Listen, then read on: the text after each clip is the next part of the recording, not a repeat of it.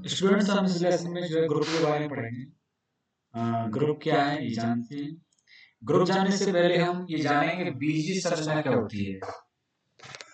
वास्तव में जो बीजगणित है वो बीजीय संरचना करते हैं, तो हम पहले जानेंगे कि बीजीय संरचना क्या होती है। इसमें बीजीय संरचना में तीन चीजें होती है। एक तो आरेख समुच्चयों का एक कुल हो सकता है, आरेख समुच्चयों का कुल। तो आरेख समुच्चय कुल मतलब ये समुच्चय होंगे इसमें।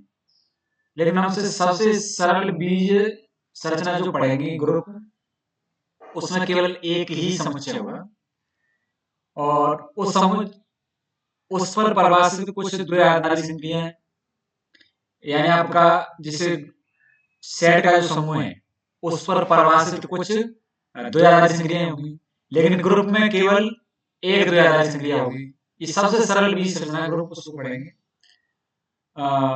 कुछ निर्दिष्ट अवग्रहित होंगे, यानी उसमें कुछ प्रॉपर्टी होंगी, कुछ अवग्रहितों का पालन होगा। तो ये तीन चीजें मिलकर बीज संरचना बनाती है। तो देखो हमारे पास ग्रुप से भी पहले छोटी छोटी बीज संरचनाएं, जैसे समूह। हम ज्यादातर जो अध्ययन करेंगे वो समूह के बारे में करेंगे। उससे पहले हमारे पास ग्रुप से पहले कुछ संरचना और आती है, समूह या ग्रुपॉइड। क्या होगा?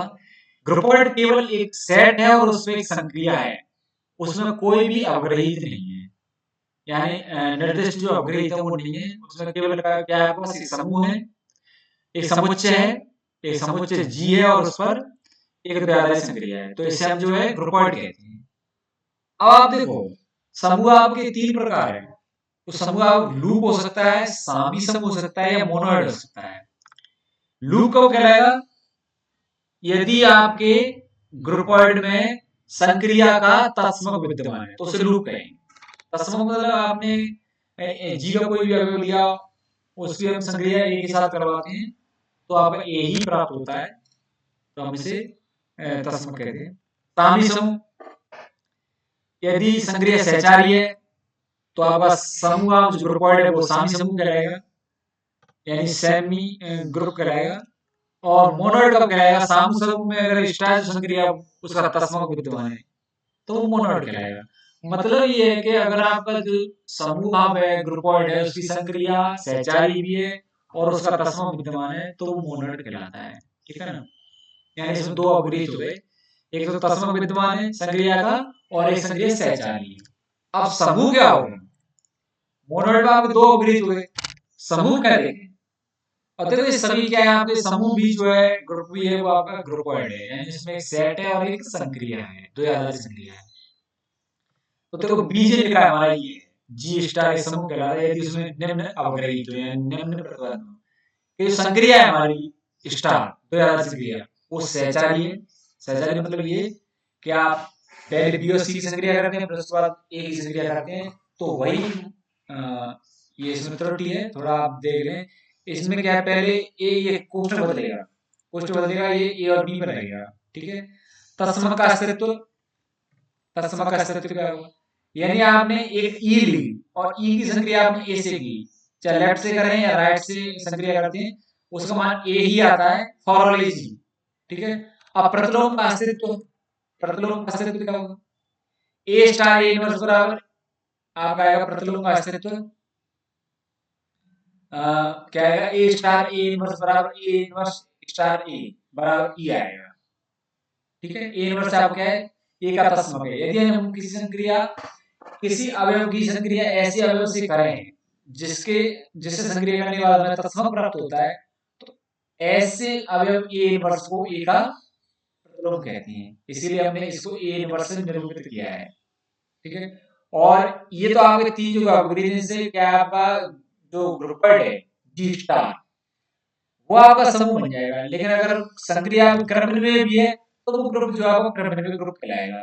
इसके लिए हमारे पास एक सवाल है, क्वेश्चन है, आपका चार अवयवों वाला एक सेट है, 1 -1 आयोटा और माइनस आयोटा। इसे गुणा संक्रिया के लिए हमें आवेगी ग्रुप सिद्ध करना है। तो देखें हम इसकी संक्रिया सारणी बनाएंगे, यानी गुणा करेंगे प्रत्येक अवयव का प्रत्येक अवयव से। तो हम 1 -1 आयोटा माइनस आयोटा, इसको हम स्तंभ में लिख लेते हैं, लाइन में पंक्ति में लिख लेते हैं, फिर इनका इनसे गुणा कर देते हैं। 1 का 1 से करें तो 1 -1 का -1 से करें तो प्लस का 1 आएगा, जबकि एक का माइनस एक से करें तो माइनस एक का आयोटा से करें तो आयोटा, एक का माइनस आयोटा से करें तो माइनस आयोटा, इस माइनस एक से कर लेंगे, फिर आयोटा का एक से किया आयोटा, ऐसी संक्रिया पूरी आपको बन जाएगी। अब जैसे आयोटा का माइनस आयोटा से करें तो आएगा प्लस का एक, ये आपकी संक्रिय सारणी प्राप्त होगी। अब आप इस संक्रिय सारणी के सभी अवयवों को देखो, इस सारणी से क्या स्पष्ट है कि इस सारणी के सभी अवयव जी के अवयव हैं, यानी जी में जो चार अवयव वही इसमें आए हैं। तो संक्रिया कैसी है, द्वयाधारी है। और आप ये देखो कि एक के सामने वाली जो पंक्ति है वो बिल्कुल वही हुई है जो उसकी पंक्ति ऊपर लिखी हुई है, और जो स्तंभ लिखा हुआ है वो एक के नीचे पूरा स्तंभ आया है। तो इस संक्रिया का जो तस्मक होगा वो ये एक होगा, क्योंकि इसके नीचे के जो स्तंभ है और इसके जो सामने की पंक्ति है वो वही है जो ऊपर लिखी हुई है, सारणी ऊपर लिखी हुई है या ऊपर या लेफ्ट में लिखी हुई है। तो संक्रिया का जो तस्मक है वो क्या है, एक है। अब देखो आपके प्रतिलोम कैसे ज्ञात होंगे, जहां जहां एक प्राप्त हुआ है जिन जिन अवयवों से वो एक दूसरे के प्रतिलोम है। एक क्या प्राप्त हुआ है, किससे, एक से, एक और एक से, तो एक का प्रतिलोम एक हो गया। यहाँ एक प्राप्त हुआ है तो माइनस एक का प्रतिलोम माइनस एक है, यहाँ एक प्राप्त हुआ है तो माइनस आयोटा का प्रतिलोम आयोटा है, और यहाँ एक प्राप्त हुआ है तो आयोटा का प्रतिलोम माइनस आयोटा है। तो एक माइनस एक आयोटा माइनस आयोटा का प्रतिलोम, एक माइनस एक माइनस आयोटा और आयोटा है। अब सम्मिश्र संख्याओं के लिए जो गुणा है वो संक्रिया सहचारी भी होती है और क्रम बने हुए भी होती है। तो आपका जो ग्रुप है, जो जी है, सेट दिया हुआ है वो ग्रुप है, और साथ ही वो आवेली ग्रुप भी है, तो संक्रिया सहचारी भी है। तो आप और वो मतलब क्रम बने हुए भी है। तो ये ग्रुप जो हो गया वो क्रम बने हुए ग्रुप हो गया।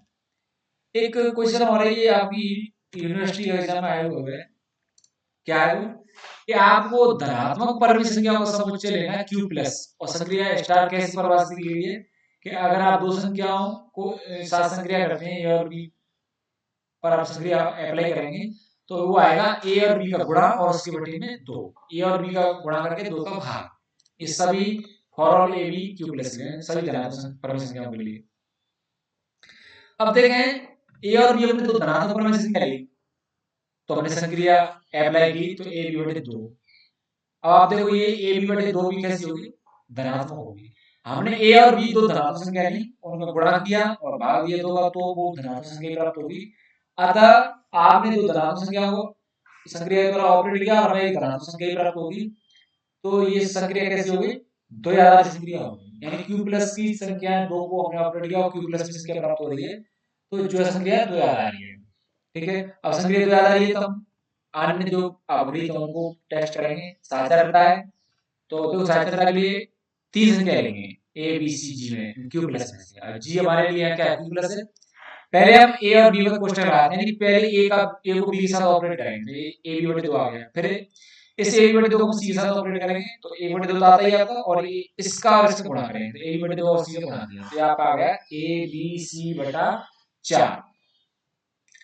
फिर आप नीचे देखिए बी और सी को पहले हमें ऑपरेट करना है, तो देखो ए स्टार बी और सी को ऑपरेट किया तो बी सी बटे दो, फिर इनको ऑपरेट करना तो 1 बटे 2 और ये डॉट बी सी बटे 2, तो ए बी सी बटे 4।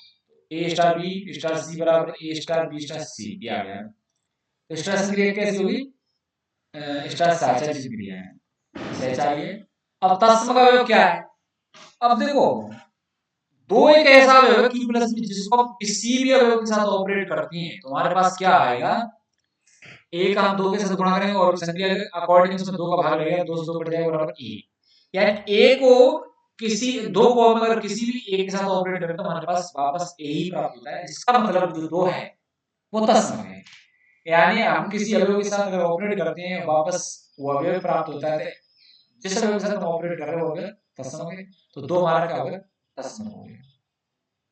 प्रतिलोम, प्रतिलोम क्या होता है, हमारे पास दो अवयव हैं ए और बी और उनको अगर हम ऑपरेट करते हैं संक्रिया करते हैं एक साथ तो हमारे पास तत्सम प्राप्त होना चाहिए, तत्सम प्राप्त हो जाएगा तो ए और बी एक दूसरे के प्रतिलोम है, एक का प्रतिलोम बी और बी का ए। तो देखें ए बी बटे दो संक्रिया हमने की A B A star B, तो ए बी बटे दो बराबर आ गया तत्समक ई दो, दो का दो से गुणा करें 4, तो बी बराबर क्या आएगा 4 बटा ए, यानी जो बी जो तत्समक है प्रतिलोम सॉरी बी ए का प्रतिलोम है वो उसका मान है 4 बटे ए। इसका मतलब ये है ए का प्रतिलोम क्या हुआ है 4 बटे ए, जो क्यू प्लस में विद्यमान है, क्योंकि 4 बटे जो अब आप इसके कैसे है ना तो क्यू प्लस में विद्यमान है, तो इसका मतलब प्रत्येक अवयव का प्रतिलोम विद्यमान है। तस्मक हमारा आ गया 2। अब क्रमनिर्णयता, ठीक है, हमने सहचारिता देख ली तो क्रमनिर्णयता देख लेते हैं। तो कहीं A B belong to Q plus के लिए क्या होगा, ए स्टार बी बराबर ए बी बटे 2 बी ए बटे 2 यानी बी स्टार है। तो ये क्या होगा, संक्रिया क्रमनिर्णय, यानी ए और बी को हम पहले ए स्टार बी करें या बी स्टार ए करें, दोनों का मान समान आ रहा है। तो क्यू प्लस जो है हमारा ग्रुप तो है, लेकिन वो क्रमनिर्णय ग्रुप भी है, उसमें क्रमनिर्णयता का पालन होता है। इसके बाद देखिए हमारे पास ग्रुप का कोई अवयव दिया है, उसकी कोटि क्या होगी। तो देखो, अगर हम कोई अवयव ए लें ग्रुप जी से और हमारे पास एक ऐसी न्यूनतम धनात्मक पूर्णांक n है जिसके लिए अगर हम ए पर घात लगाते हैं उस n की, तो उसका मान जो ई आता है, ऐसा धनात्मक पूर्णांक जो है ए की कोटि कहलाता है। अब इसके कोटि के ऊपर एक थ्योरम है, जो ये थ्योरम जो 2-3 बार यूनिवर्सिटी में आई हुई है, बहुत अच्छी थ्योरम है कि आपके ए का ऑर्डर और एक्स इनवर्स ए एक्स का ऑर्डर दोनों का कोटि जो समान होती है। जहां एक्स जो अवयव है वो आपका जी का ही है, ए मतलब ए तो आपका जी का है ही और एक्स भी आपका जी का अवयव है। तो ऑर्डर ए का ऑर्डर और जी एक्स इनवर्स ए एक्स का ऑर्डर समान होता है। तो देखें, दो अवयव हमने ए और एक्स जी के अवयव लिए, तो एक्स इनवर्स ए एक्स की घात 2 बराबर क्या आएगा, एक्स इनवर्स ए एक्स का गुणा करेंगे एक्स इनवर्स ए एक्स से, तो आ जाएगा एक्स इनवर्स ए और ए हम साथ चलते लगाएंगे बीच में जो एक्स एक्स इनवर्स है इन पर, तो एक्स एक्स इनवर्स ये एक दूसरे के प्रतिलोम है, तो हमारा ई आ जाएगा, ई आ गया।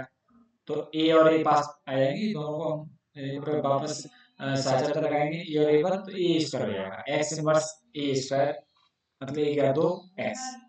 तो आपने एक्स इनवर्स ए एक्स पे 2 घात लगाई तो वो ए पर घात आ गई। तो हम ये मान लेते हैं कि ये जो बात है, ये जो चीज है वो n-1 के लिए सत्य है। ये जो फैक्ट है, तथ्य है, ये n-1 के लिए तथ्य सही है। तो क्या होगा, एक्स इनवर्स ए एक्स पे जो घात आप लगा रहे हो n-1 वो ए पर आ जाएगी n-1। अब हम इसे क्या गणितीय आगम सिद्धांत के द्वारा प्रूव करना चाह रहे हैं, तो हमने n-1 के लिए सत्य मान लिया, तो हम अब इसे n के लिए सत्य प्रूव करेंगे। तो हम n-1 और एक घात से गुणा करेंगे, गुणा किया तो बराबर क्या आएगा, n-1 है वो घात ए पर लग जाएगी, लग गई। और इस x एक्स इनवर्स को हम कोष्ठक में ले लेंगे साचरता लगाने के लिए, x एक्स इनवर्स ये e हो जाएगा, e हो गया। अब a n-1 गुणा इसी करेंगे तो a n हो जाएगा, तो x inverse a n x हो गया। मतलब आप जो है x इनवर्स a x पे घात n लगा के चले और वो a पर लग गई, तो गणितीय आगमन सिद्धांत से अब क्या होगा, x इनवर्स a x की घात n है तो बराबर हो जाएगा x इनवर्स a की घात n x। अब हमें क्या प्रूव करना है, ऑर्डर a का और x इनवर्स a x का ऑर्डर जो है वो समान है। तो देखें, हम मान लेते हैं कि ऑर्डर a का जो है वो n है, order x inverse a x का जो है वो m है। तो क्या होगा, ऑर्डर का मतलब क्या है, अगर आप a पर उस घात को लगाओगे n को लगाओगे तो e मान आएगा, x इनवर्स x की ऑर्डर m है तो m लगाने पर घात e आ जाएगा।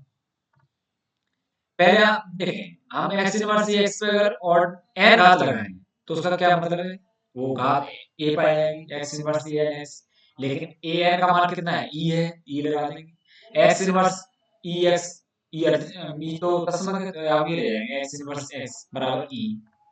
अब आप देखिए x इनवर्स a x पर घात n लगाने से e बन रहा है, लेकिन देखो हमारा जो ऑर्डर होता है वो न्यूनतम होता है, तो या तो x इनवर्स a x का ऑर्डर n के बराबर है या फिर n से कम है, क्योंकि ऑर्डर न्यूनतम होता है संख्या जो e बनाती है, ऐसी घात जो अवयव को e बनाती है वो न्यूनतम होती है। ऑर्डर जो है x इनवर्स a x का वो या तो n है या n से छोटा है, लेकिन हमने तो m माना है, तो m लेस इक्वल n आ जाएगा। अब वापस ये वाला x इनवर्स x की घात m बराबर क्या है आपका e है, x इनवर्स a m, अब ये जो घात है ऊपर वो a पर लग जाएगी बराबर e।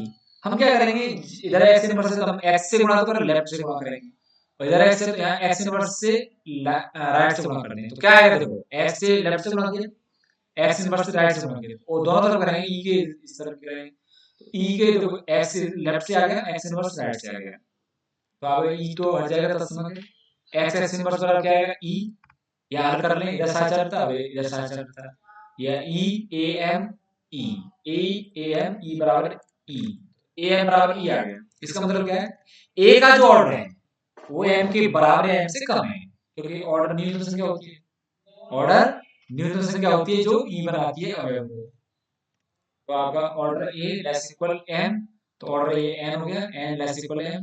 अब एक और दो सी, एक हमने क्या प्रूव किया था, m आपका n से लेस इक्वल है, और यहाँ प्रूव हुआ है n जो है m के लेस इक्वल है, दोनों एक और दो से क्या हो गया, n बराबर n क्या है, वो a का ऑर्डर है, m क्या है, x इनवर्स x का ऑर्डर है, तो ये आपके बराबर हो गए। ये हमें प्रूव करना था, ये बहुत अच्छी थ्योरम में आई हुई है। तो इस आप ऐसे ही ऑर्डर की थ्योरम होने थे। और एक जो आपके क्वेश्चन है ग्रुप के अपग्रेड, जो ग्रुप के अपग्रेड प्रूव करने रहते हैं ग्रुप के, उन्हें कर ले, ग्रुप के अन्य एग्जाम्पल्स को।